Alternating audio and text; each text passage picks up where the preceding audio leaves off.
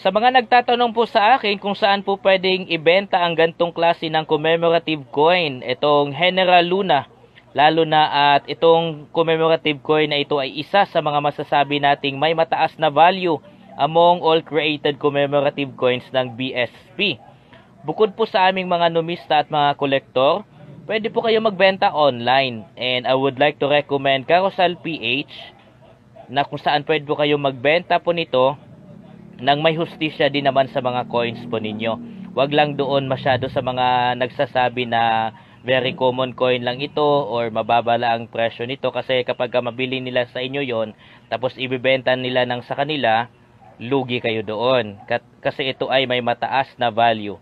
So pwede po kayong gumawa ng account sa Carousel PH, i-post nyo po ito doon at ito ay umaabot ng 22,000. Carousel PH po yan.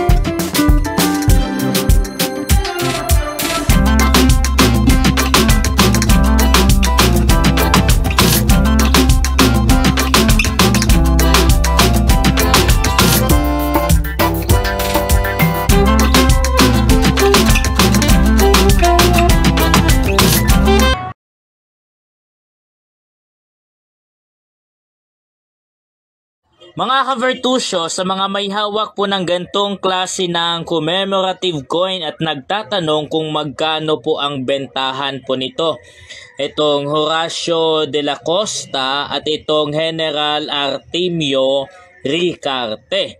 Ang dalawang coin na ito, mga ka-Vertusio, na commemorative coins, ay hindi po ganun pa kataas ang value po ngayon or bentahan online or kahit saan. Dahil ang mga bida po kasi sa commemorative coin na ito, mga ka-Vertusio, ay hindi naman masyadong kilala. Hindi rin sila somehow recognized talaga as Philippine national heroes. Although nakapagbigay naman sila ng karangalan sa ating Pilipinas or sa ating bansang Pilipinas. Ang presyo po nito online, Carousel PH po ang pagkukunan natin ng presyo. Ang bentahan po nito ay simula po 1,000 hanggang 1,700. Again po, 1,000 to 1,700. Yun po ang value or bentahan ng commemorative coins na ito.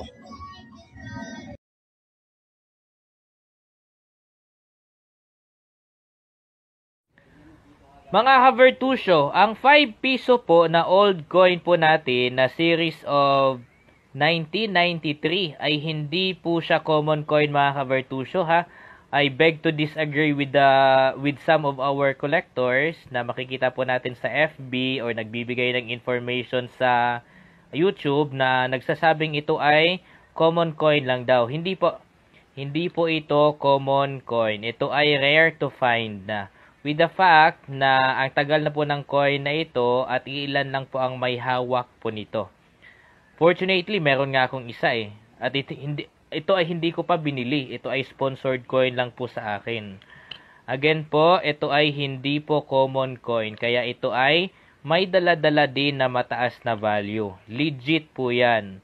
Huwag po kayo maniniwala doon sa mga nagsasabing ito ay common coin lang. Kasi mataas po ang value po nito. Lalo na kung dadalhin po natin sa subastahan. Legit po yan.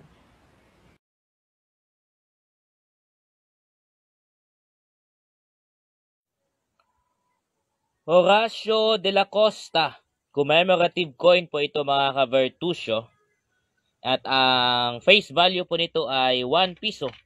1 piso lang po ito. Ito ay in commemoration of Horacio de la Costa sa kanyang 100 birthday celebration. At pinaniniwalaang ang mintage po nito ay nasa roughly 20,000 lang po ang ginawa po nito. Nasa 20,000 lang ang ginawa na mintage itong Horacio de la Costa. Price update po tayo mga ka-Virtusio. Pwede pong tingnan online. At ang best recommended ko na platform for buying or selling coins ay Carousel PH. Ito ay nasa 500 pesos hanggang 1,700 na po ngayon. Yes, 500 pesos hanggang 1,700 or exceeding sa 2,000. Kung meron po kayo nito, pwede nyo pong ibenta ng ganong presyo.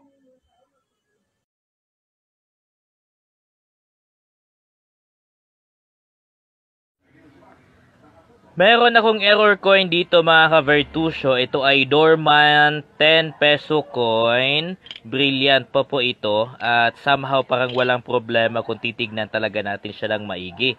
Pero if we look into details yan, makikita nyo po na meron siyang wasak po yung mukha ni Andres Bonifacio po dito. Ito ay tinatawag nilang die rotated error coin. At meron pong nag-message sa akin sa FB kasi nung pinost ko po ito as FB Reels, may mga nakakita pong numista at kolektor. Tapos, they are offering 50,000 for this kind of coin. At natitempo ako kasi ito ay rare na collection ko po. Wala po akong ganito na iba. Ito lang talaga ang meron ako. Pero ang pinaglalabanan ko ngayon dito kung willing ko bang ibenta ito for 50,000. So, ano po ba ang maganda? Or meron din ba kayong ganito, mga ka-Virtusio?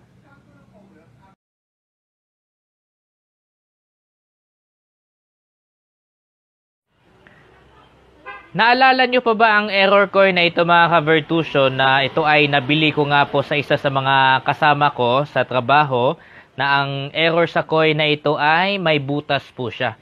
Ito ay sinadyang butasin talaga para magkaroon ng error. Pinost ko po ito sa FB at pinost ko po ulit ngayon kasi meron pong nagme-message sa akin na willing daw niyang bilhin po itong coin na ito for 13K. Yes, 13,000 daw po ang gusto niyang i-offer po sa akin dito.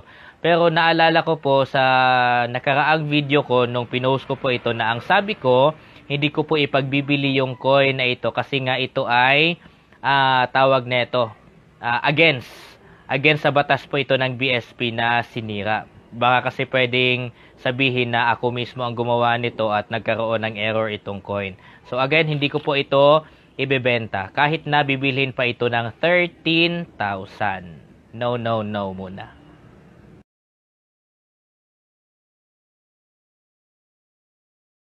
Yeah.